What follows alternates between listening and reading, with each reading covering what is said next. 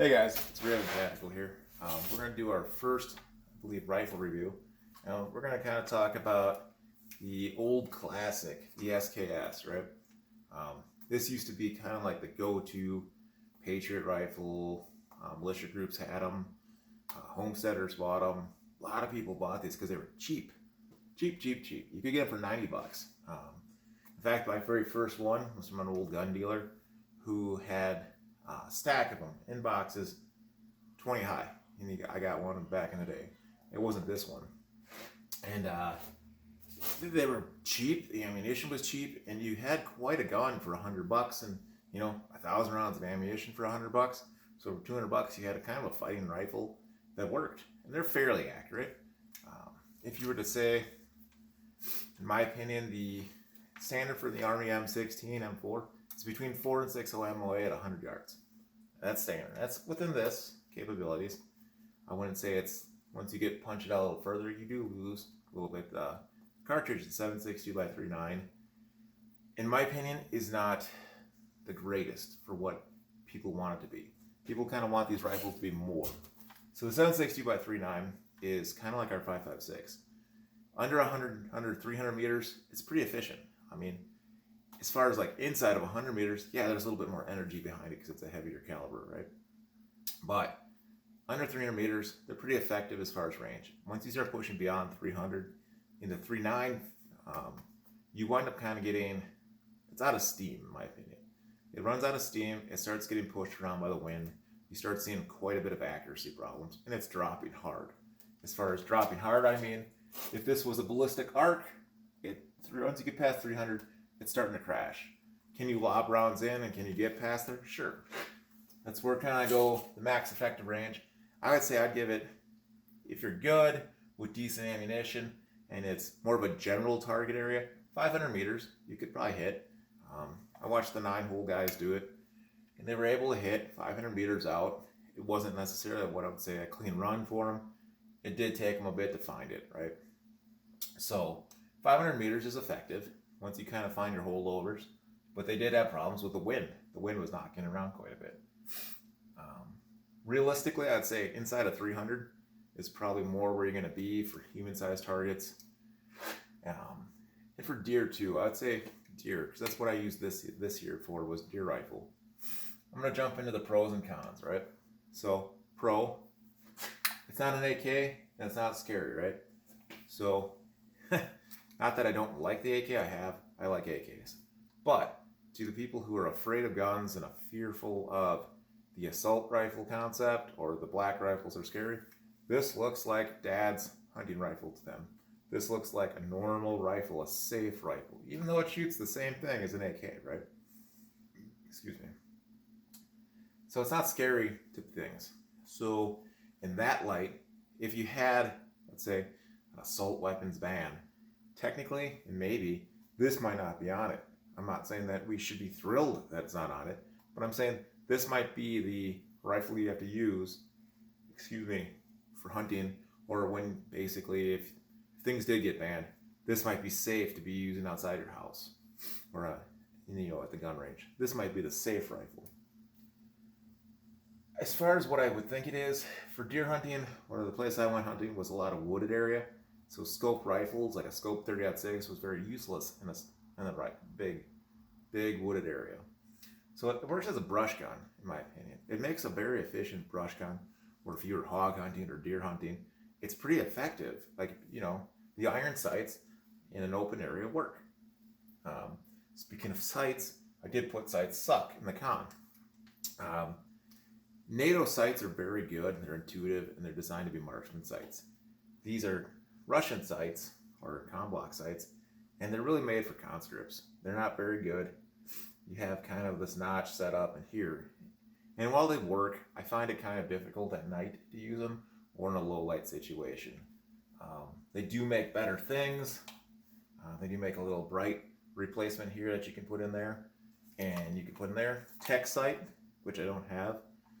Tech sight will actually mount basically a traditional NATO style sight on the back end of here, and you actually have a much longer sight radius, so you're getting a little bit better sight radius, and it's a little bit more adjustable. A lot of Appleseed guys back in the day used the tech sight setup.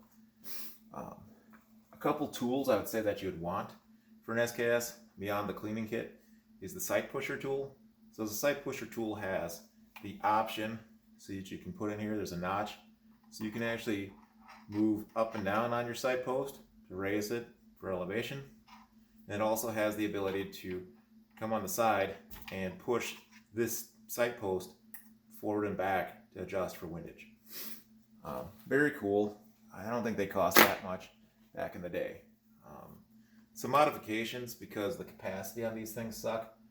I ran it for a while using Tapco mags, and these are 20-rounder Tapco mags. And what it is you take the rifle apart, you pull the fixed box mag out, and this goes in there. A couple problems you run into when you run Tapcos without a modification to the bolt. In order to load the magazine, you have to play the game of pulling the bolt back, rocking the mag in, and then putting it in. So it becomes a little bit of a pain. It is clear. And that is how you would unload the box mag.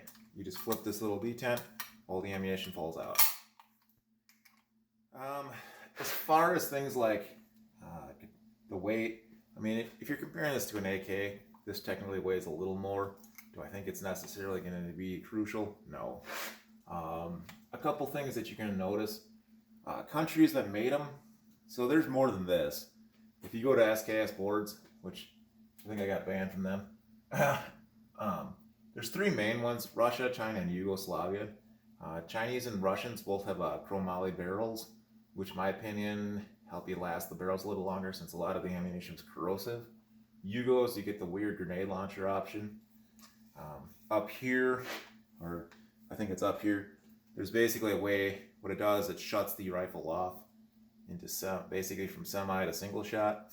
You would load a blank, you'd put your grenade on the front, kind of like the old World War II ones, and then you would do your launch, shoot it, and so on. So that was a Yugo design. I don't really care for you're not going to get grenades anyway, so what's the point? Then the main types of SKSs. So you have the standard rifle size. They made a shorter carbine style, and the Chinese made one that took AK mags. So I was telling you that Tapco mags, well, they call it the duckbill mag because it's got the front here. Well, there's ones that take AK mags, and the AK mag one is pretty unique. It's the M model, if I'm correct, or maybe it's the D. But basically, it does the same thing. It's kind of like basically an SKS and an AK hybrid. It takes the AK mags and you're all set. Kind of unique and neat. These come with standard stocks, come with the cleaning kit, kind of like all the M16s used to be with the fixed stock. And you put your cleaning kit in the back. I took the bayonet off because I thought it was useless. And this is the standard sling. I don't know. Beyond my overall impression of the SKS, I would say it's a great rifle to hand off to someone in your group who doesn't have a rifle. Why? Because it's a simple thing to use. They're very simple to operate. It's a good rifle these days to have to pass down or to teach your kid to shoot some sights. It's not the worst rifle in the world, and it's not the best. So, I mean, when the prices again went above $500 or so, or even more, I think they became kind of priced out of effectiveness. The people that wanted them are collectors, and I can't justify paying over, I'd say, even $300 seems high for me. I mean, there's a lot more rifle out there in the world for $300 than this. But if you can find them cheap still, or you have one, or your friend has one, I think they're effective in the ballpark of around $300. What can you do with them beyond this, right? So I think for most people, you can use it for hunting. You can pass it down, like I said before. You do have the options too that you can modify them. They're purists out there, and there's people who own rifles. The purists tend to be collectors, and there's a lot of accessories, because I think this used to be the first true Lego rifle because they were so cheap. So companies like Tapco made tactical stocks, tactical this, and all these things. The really dumb things I've seen are scope mounting, right? So what you've seen is, let's see if I can do this. verify that it's loaded. Fire it. We take this off, and it's real tight. So you're going to take this off. This is basically your gas tube, not your gas tube, but your bolt carrier cover. You take this off, and they sell the ones that go slip over it, and it's got a rail right here. Not the greatest. To me, they never held zero. They're kind of sloppy. A lot of them, even this one's a factory one, and it wobbles. So you don't want a scope that wobbles. Some people take the leaf side out and put basically either a pistol scope, which is a long eye relief scope, or they put a red dot here. A valid option too. The one I went with, and I took it off recently because this scope died, was chocolate. Like that. Chocolate tool. They make a drill and tap model. So you're going to have someone who's a gunsmith come through, drill and tap. So for the purist, you're going to cry. I had a drill and tap, and the scope mount sits here. So now you have a stable platform, and it works. You can mount a scope, a red dot, or whatever. The only thing is, I would say when you mount it, because this rifle was never designed to be optics, you don't have the comb for basically the sight over bore of an optic. So that kind of sucks. You kind of need to do a little bit of a cheek riser, in my opinion, for that. The stuff I used for hunting this year was Hornady Black, and that was their SST stuff. So you can get hunting loads for it. It works pretty good. It's a great rifle for what it was. I would say what it is now, if the prices come down, which I don't think they will, yeah, they're good. But it's one of those rifles that if you can find it on the cheap, pick them up. The collectors would be hating you, but I don't know. And if you do collect it, so be it. I think it's kind of cool that people like history and collecting things too. It's just, I look at it from a prepping and more of a homestead and defense concept. So when you get into the SKSs, if you can't get them cheap or under $300 to $400, I think I'd pass. But they do make a great rifle. They make a good brush gun. You can hunt with it, and it's a great training rifle. So hopefully that works. This is Raven Tactical out.